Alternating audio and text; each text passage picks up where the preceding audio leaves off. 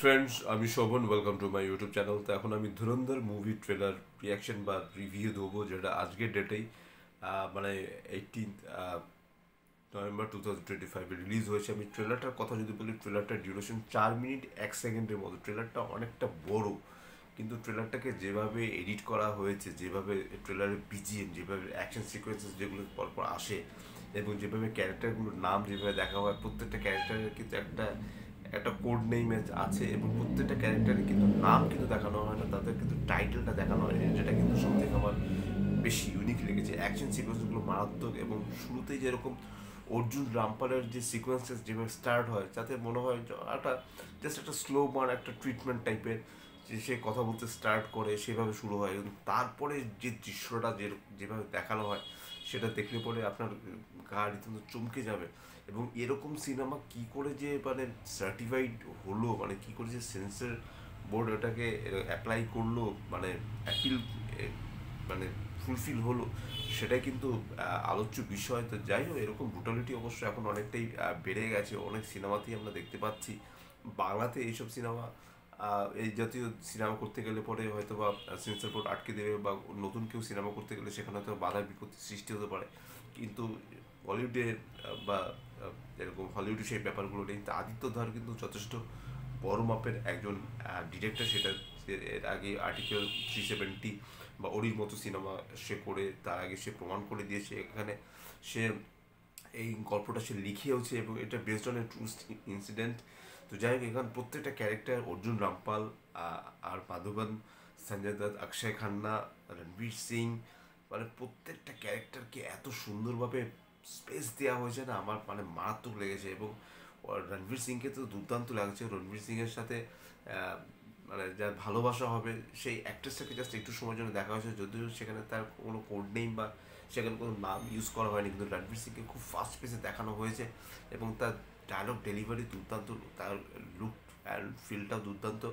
অক্ষয় খান্নার একটা ব্রুটালিটি রয়েছে, যে যেখানে একটা লোককে রীতিমতো একটা পাথর টাইপের কিছু একটা দিয়ে মেরে মাথাটা থেতলে দেবে, সেই জায়গাটা দুর্দান্ত। সঞ্জয় দত্তকে তো অদ্ভুত লাগছে, তার অ্যাকশন সিকোয়েন্সেস নিয়ে কোনো কথা হবে না। আর মাধবনের তার যে কথার যে স্পেসটা, সান্যাল তার যে নামটা এখানে দেওয়া হয়েছে, এবং আম, তার যে কথার যে ধরনটা দেখলে পরেই কিন্তু আপনার কিন্তু গা গরম হয়ে যাবে।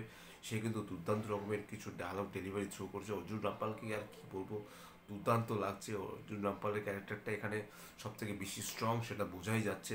আইএসআই এজেন্ট সে। তো যাই হোক, সব মিলিয়ে কিন্তু ট্রেলারটা কিন্তু আমার কিন্তু দিব্য লেগেছে, দুর্দান্ত। বিজিএম দুর্দান্ত, এবং বিজিএম এর সাথে সাথে একটা গান এখানে বাজে, সেই গানটা কিন্তু দুর্দান্ত। টিজারে কিন্তু দেখবেন অন্যরকম একটা গান ছিল, সেই গানটাও কিন্তু দুর্দান্ত ছিল। টিজারটা তো মারাত্মক লেভেলের হাইপ হয়েছে, ভাইরাল হয়েছে টিজারটা রীতিমতো। এবং ট্রেলারটাও কিন্তু প্রচুর ভিউজ পড়ে গেছে, ভিউজ টিউজ প্রোডাকশন ব্যানারে রয়েছে। এবং এই মুভিটা কিন্তু 5th ডিসেম্বর 2025 রিলিজ হতে চলেছে। এই মুভিটা কিন্তু প্লিজ আপনারা ঘরে বসে দেখার চেষ্টা করবেন না, মানে আমি পাইরেসির কথা বলছি। এরকম সিনেমা ঘরে বসে দেখার মতো সিনেমা নয়। এরকম সিনেমা 30 mm, সরি 70 mm স্ক্রিনে বসে দেখার সিনেমা। এবং ধুরন্ধর সিনেমা দিয়ে কিন্তু রণবীর সিং আবার হয়তো বা কামব্যাক করবে। শুধু রণবীর সিং না, অর্জুন রামপাল, অক্ষয় খান্না ছাপাতে যেরকম অভিনয় করেছিল, ফাটিয়ে অভিনয় করেছিল, তো এখানে হয়তো বা আবার অক্ষয় খান্নাকে আমরা অন্য রূপে হয়তো বা পেতে চলেছি। আর সঞ্জয় দত্তের কি অ্যাকশন এবং তার ডায়লগ ডেলিভারি নিয়েও কোনো কথা হবে না, দুর্দান্ত লাগছে তাকে। তার লুক অ্যান্ড ফিলটা বেশ ভালো। এই সিনেমাটোগ্রাফি থেকে শুরু করে, কালার প্যালেট থেকে শুরু করে, বিজিএম থেকে শুরু করে, এভরিথিং মাইন্ড ব্লোয়িং। 4 মিনিটের ট্রেলারটায় কোথাও কোনো বোরিং ব্যাপার নেই। এবং আহ, যেভাবে রণবীর সিং বলে যে তোমাদের সবাই মানে পাটাকে ফাটানো হলে আমি ধামাকা দিয়ে স্টার্ট করি, মানে এই জায়গাটা দুর্দান্ত। এবং যেভাবে একটা লোককে মারে, একটা বুলডোজার টাইপের একটা জিনিস দিয়ে যেভাবে মারে, তারপরে যে দুরন্ত লেখাটা আসে সেটা ভালো। এবং প্রত্যেকটা ক্যারেক্টারের যেরকম ফন্ট, পুরো স্টাইলটা যেরকম চেঞ্জ হয়ে যায়, একটা একটা মানে একটা গেমিং টাইপের একটা চেঞ্জেস এখানে আমরা যেন দেখতে পাই।